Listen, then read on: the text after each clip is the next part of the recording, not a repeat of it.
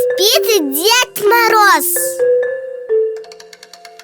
Жила Снегурочка, которая хотела раздавать подарки. Но Дед Мороз не разрешал. Снегурочка маленькая и не сильная. Ей будет тяжело.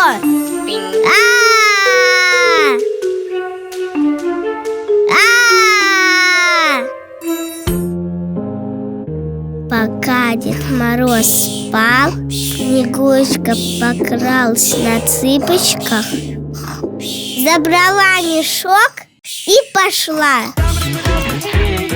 Пошла раздавать подарки через лес дремучий, через ветер пошла, по горам пошла, через сугробы.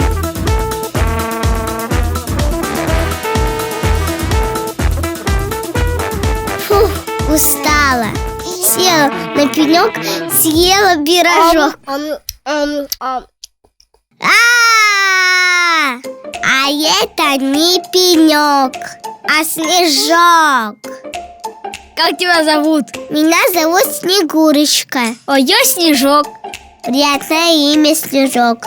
Ты поможешь мне раздавать подарки? Помогу. Снежок превратился в самолет, и они полетели раздавать подарки детям, а взрослых нет, всему, что они не просили. Дед Мороз проснулся и сказал: молодец, Снегурочка, иди спать, теперь я буду раздавать подарки.